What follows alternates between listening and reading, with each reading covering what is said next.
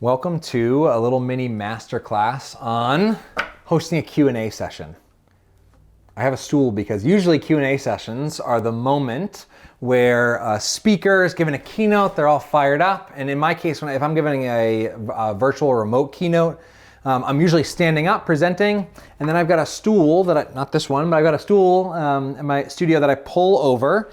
I sit down and I do a little bit of Q&A. And there are some ways to do Q&A super poorly. In this video, I'm going to share 3 tried and true ways to facilitate really great question and answer sessions. So typical Q&A session, right? Line up behind the microphone, somebody gets up, speaks for 3 minutes about their context, maybe rambles about their context for 3 minutes, no one understands, they don't ask a question, and the speaker is left wondering what to do because there was no question asked in the question and answer, right? That is a pretty big pain point that can show up. The 3 methods I'm going to share will help you avoid that. The other dynamic that shows up is, let's say you're on Zoom in a webinar format and you've got the Q&A going, or people are submitting questions somehow, is how do you get really good quality questions? Not all questions are created equal, right? I was on a session recently, had this amazing, brilliant, national, expensive speaker give this amazing keynote about how to create change when change is hard. And then somebody in the Q&A asks, oh my gosh, what kind of toothpaste do you use?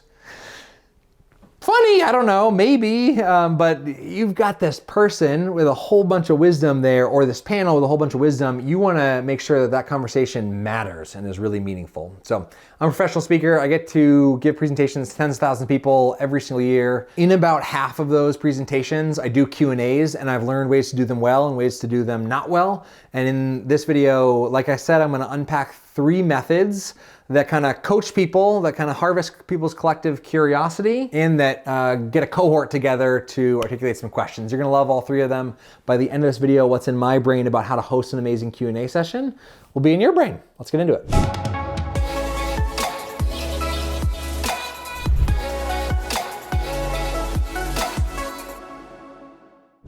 These methods, I'm gonna call them coached curiosity, collective curiosity, and cohort curiosity. And they increase in the amount of time that they take. And so if you only have 5 minutes, do the first one. If you have a little bit more time and you want to go deeper, do the second one. If you've got an expert on stage and you really want to pick it apart and dive deep, consider the third one. So first one, coached curiosity, really simply, I take a couple lessons from Ask Powerful Questions, Create Conversations That Matter, and I share them with the audience about how to ask really great questions. Because inherently, right, we took math class, but we didn't take Ask Questions class. And so we didn't actually learn how to craft a really great question. So typically in a Q&A, people ask lousy questions. They might be really well-intentioned though, right? What Will and I have found is that really great questions tend to start with 2 words, how or what. Not why, and not any other words that create closed questions like did you blank or have you blank, right? It just creates a 1-word answer. Now granted, if you've got a good speaker or presenter, they're hopefully not going to answer with 1 word, but you'll get some really cool answers if you ask really specific open-ended questions that begin with how or what. And that's the other coaching that I would give them. There's a quote by John Hodgman that goes, specificity is the soul of narrative. How juicy is that idea? So I invite people to be really specific in their questions. And so rather than asking, what is your favorite story to tell? I might say, what was the most impactful moment from elementary school that helped shape who you are now, right? That question has probably never been asked in a Q&A ever, but if someone asked that to Elon Musk after a keynote, that'd be flippin' interesting, right? That'd be viral YouTube video worthy. So ask questions that begin with how or what, invite the group to be specific, and then here's where a little bit of tough love on the audience comes in, is I point out the elephant in the room. I say, oftentimes Q&As, we get this dynamic where somebody gets up, share all this context about their question, helps frame it, it's a long-winded question. When you get to the microphone or when you type in the chat, the first word that you say or type should be what or how, and then fill in the question, and then just end it.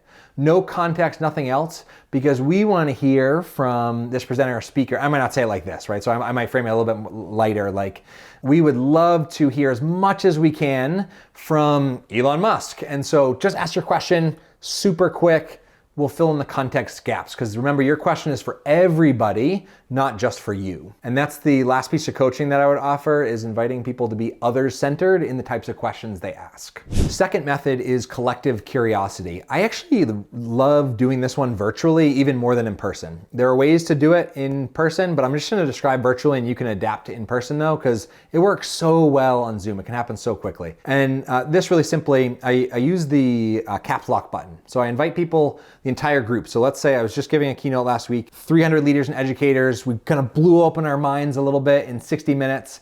And I wanted to, and then we had 30 minutes of Q&A. And so I wanted to harvest their collective curiosity. So I had everybody type a question into the chat in all lowercase letters. I did combine the first method and gave them a little bit of coaching and how to ask questions. So I had them submit those. I don't know about you, I can't read 300 questions in even 30 minutes. And so I needed to crowdsource the collective curiosity harvesting. So what I asked the group to do was then go up and look through, scan through all 300 questions, and then I'll invite the group to turn on caps locks and type the theme or the core question that most people are collectively curious about and ask that in all caps. And I just look at the all caps ones and respond to those. Or if you've got a moderator, you can just pull those all caps questions and feed those to the group. That way, it's like an insurance policy on your Q&A. It makes sure that no one asks some dumb rogue question that nobody cares about, because you're asking, and it ensures that the responses to the Q&A, the answer part, is relevant to as many people as possible, because the group decided what most people were curious about when they typed that in all caps. And then the third one that can take the most time, but you can do an abbreviated version, is cohort curiosity. This one's great in person, kind of similar to collective curiosity in that you invite people into small groups to discuss what they're curious about, and then let them know, give them a 1-minute warning to say, all right, take that conversation as a group, condense it all down into one question, and I'm just gonna pick out tables or groups or random people, and they're gonna share that one question. So you get the cohort curiosity of those 8 people. So at the very, very least, you're answering 8 people's question in one question, which means you saved 7 times the amount of question asking time.